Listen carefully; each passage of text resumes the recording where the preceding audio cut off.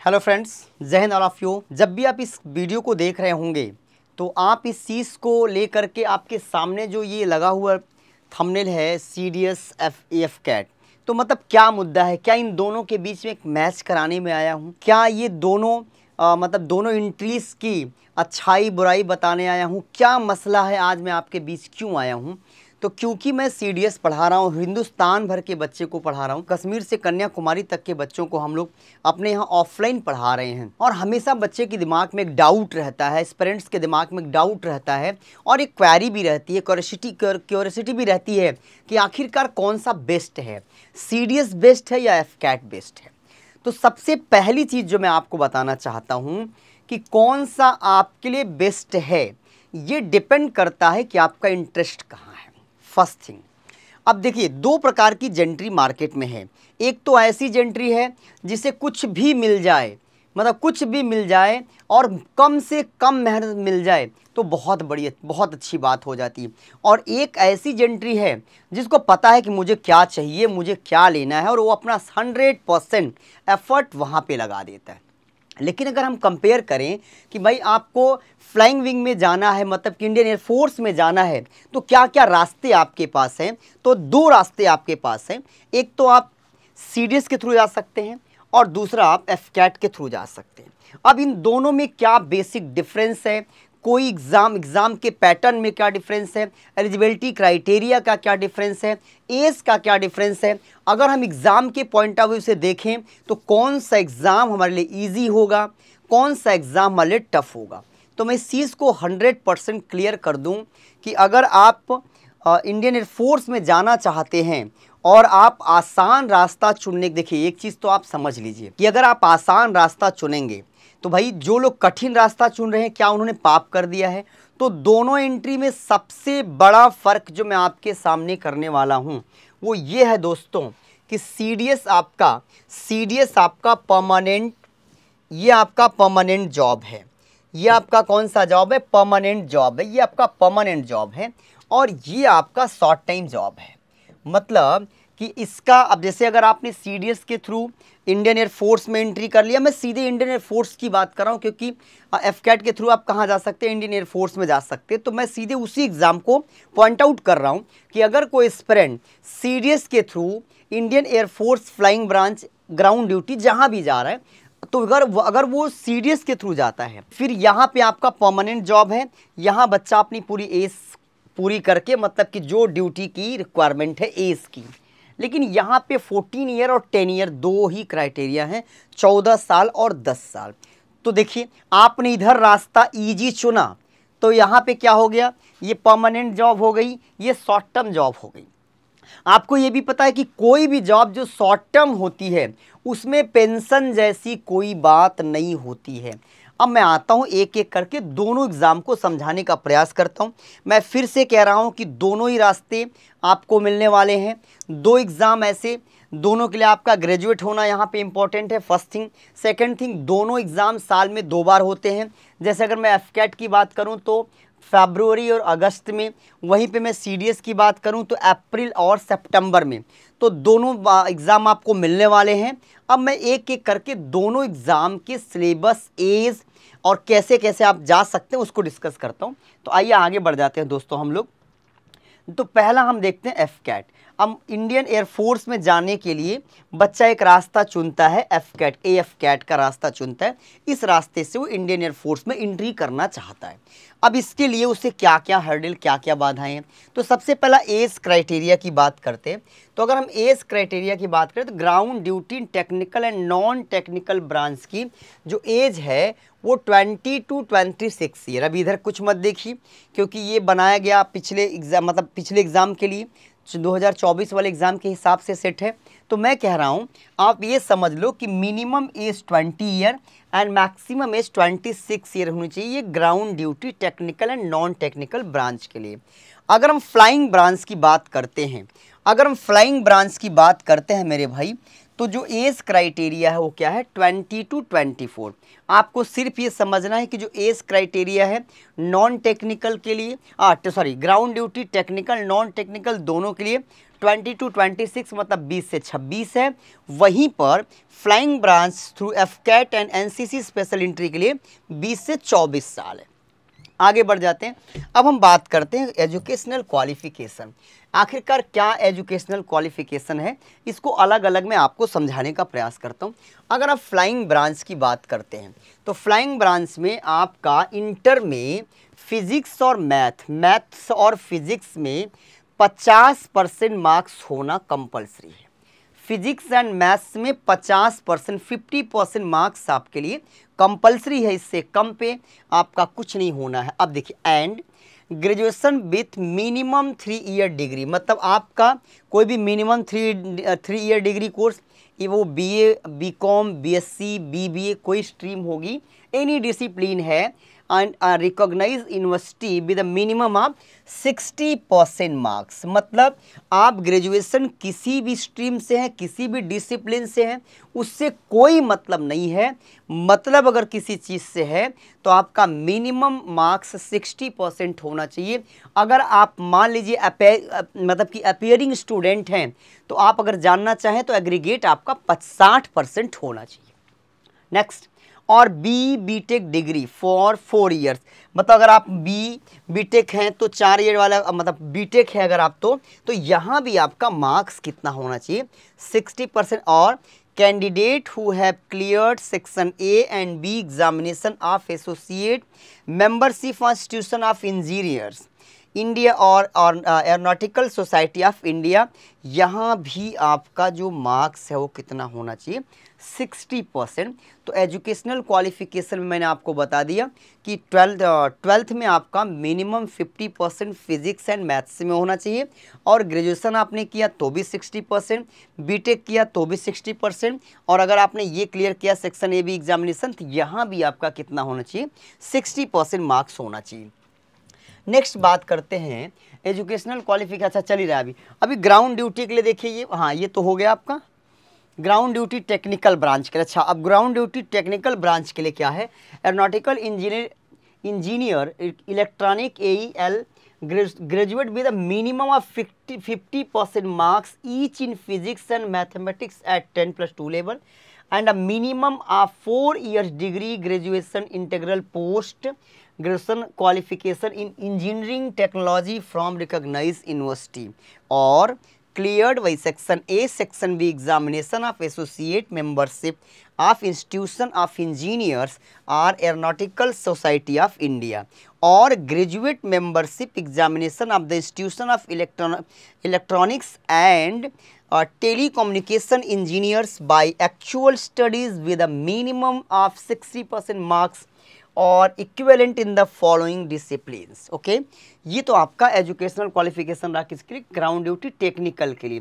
अब अगर हम ग्राउंड ड्यूटी नॉन टेक्निकल की बात करते हैं तो यहाँ पे क्या है, वेपन सिस्टम मतलब कि WS branch, candidate should have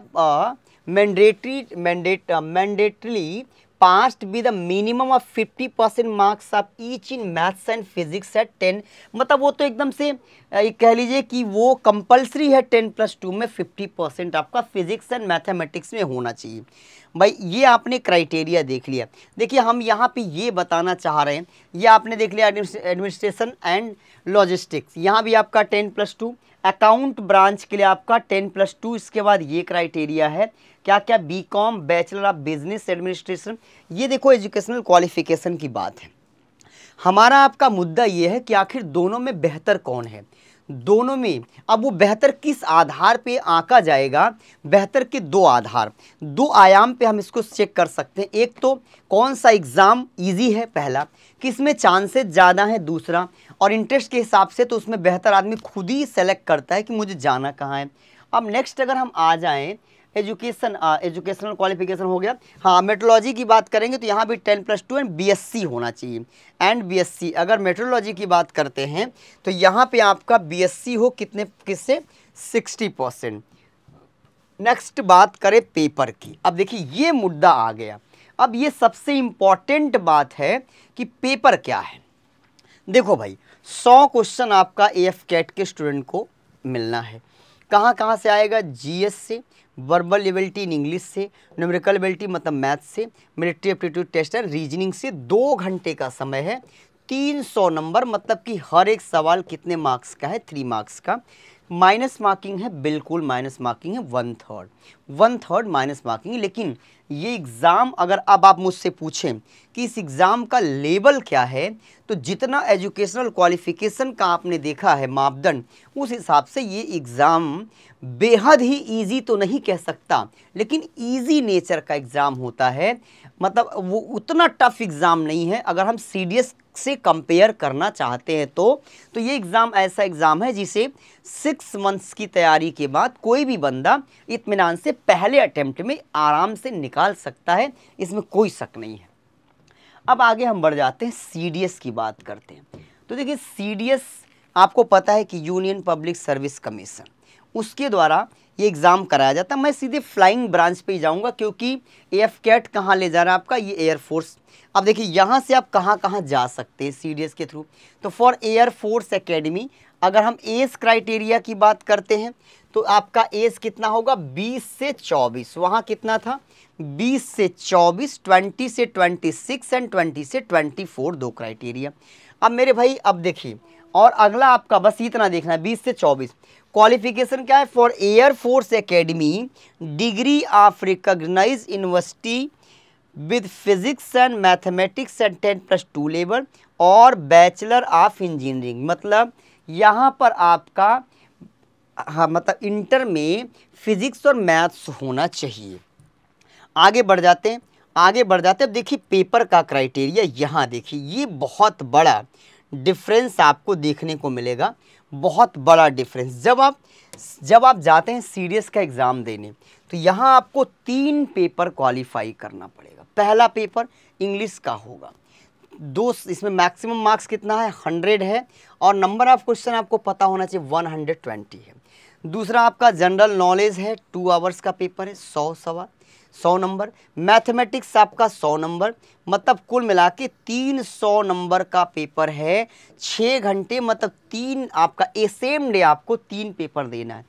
तो अगर आप इस चीज़ को देखें, हम इन दोनों एग्ज़ाम को अगर मैं कंपेयर करूं तो इन दोनों एग्ज़ाम में कुछ ऐसा रेशियो है। सीडीएस का एग्ज़ाम एफकैट के एग्ज़ाम की तुलना में टफ है, फर्स्ट थिंग। सेकंड थिंग, अगर कोई फीमेल कैंडिडेट है और वो इंडियन एयरफोर्स में जाने का सपना देखती है तो वो सीडीएस के थ्रू नहीं जा सकती, क्योंकि सीडीएस के थ्रू एयरफोर्स मतलब कि अगर हम फ्लाइंग ब्रांच की बात करेंगे तो फ्लाइंग ब्रांच में सिर्फ मेल और वो भी अनमैरिड कैंडिडेट जा सकता है। यहाँ पे फीमेल की एंट्री नहीं, फीमेल केवल ओटीए के थ्रू जा सकती है, आपको पता है। नेक्स्ट अगर हम देखें, अब यहाँ पर अगली चीज़ क्या है भाई? एग्ज़ाम पैटर्न आपने देख लिया for admission of officer training academy, ठीक है, ये तो हमने डिस्कस कर लिया। अब देखिए अगली चीज़ क्या समझनी है? सीडीएस कंप्यूटराइज पायलट सेक्शन, अच्छा टेस्ट डिटेल टेस्ट, अच्छा CPSS। ये देखो एक ऐसा टेस्ट है, मेरे भाई। अब मतलब ट्रेनिंग की बात क्या है? अब ये एक जो टेस्ट है आपका CPSS टेस्ट है, इस टेस्ट को आपको एक क्वालिफाई करना पड़ेगा। अगर आपने इस टेस्ट को एक बार क्वालिफाई कर लिया, इसके डिफरेंट मीटर्स हैं, उन मीटर्स पे आपको खरा उतरना है, मतलब कि वहाँ पे आप पास करेंगे। अगर आपने इस टेस्ट को एक बार पास कर लिया ऑल लाइफ में तो फिर दोबारा आपको ये टेस्ट देना नहीं पड़ेगा। और अगर आपने इस टेस्ट को फेल कर दिया, इस टेस्ट में आप फेल हो गए, तो फिर आप इंडियन एयरफोर्स में जाने का दरवाज़ा आपके लिए बंद हो जाता है, मतलब कि आप नहीं जा सकते इंडियन एयरफोर्स में।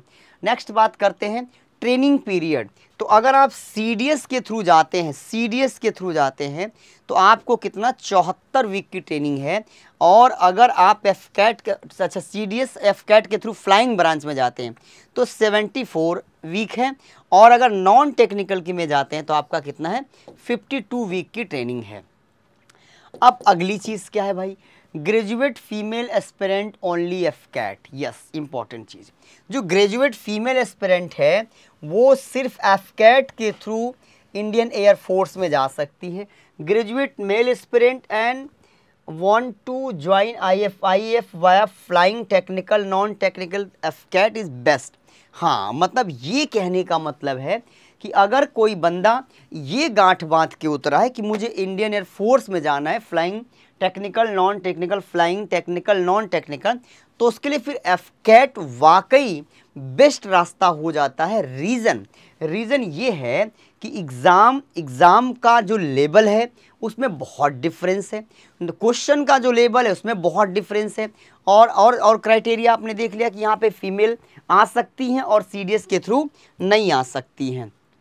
नेक्स्ट अगर हम बात करते हैं through FCAT the engagement period of flying branch. देखिए भाई, अगर आप अब यहाँ पे मैं इसका ड्रॉबैक बताता हूँ। इसका ड्रॉबैक क्या है कि अगर आप FCAT के थ्रू आते हैं तो आपकी जो सर्विस है वो 14 ईयर्स की होती है। ये मैंने आपको पहले बता दिया था, सिर्फ 14 ईयर की सर्विस आपकी है। अब देखिए, the initial tenure for ground duty technical and non technical, ये क्या होती है, 10 साल का पीरियड होता है।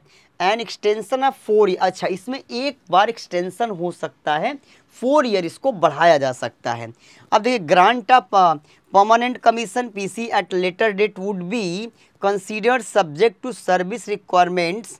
अब ये मतलब कि इसको फिर से बढ़ाया जा सकता है, इसमें ढेर सारे पैरामीटर्स हैं।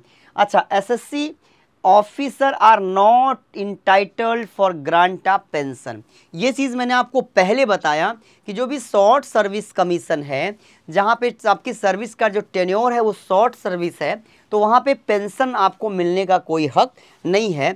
जबकि CDS की बात अगर करें, while CDS grants PC permanent commission, तो ये चीज़ मैंने आपको पहले बताई कि भाई अगर आप गांव की सीधी सीधी कहावत में अगर एक चीज़ कहा जाए कि जितना गुड़ डालेंगे उतनी मिठास मिलेगी, तो आपने अगर मेहनत करते समय ये सोचा कि मैं शॉर्टकट चुनता, शॉर्टकट तो नहीं है, लेकिन अगर आपने चुना कि यार रास्ता छोटा चुनते हैं, एग्ज़ाम के लेवल को ध्यान में रखते हुए हम थोड़ा इजी एग्ज़ाम चुन लेते हैं, तो आगे जा कर के उसका खामियाजा तो भुगतना पड़ेगा। क्योंकि आप जानते हैं ये हाल क्या जानेंगे साहिल के तमाशाई, हम डूब कर देखे हैं दरिया तेरी गहराई, वो जब्र भी देखा है तारीख की नज़रों से, लम्हों ने खता की थी सदियों ने सजा पाई।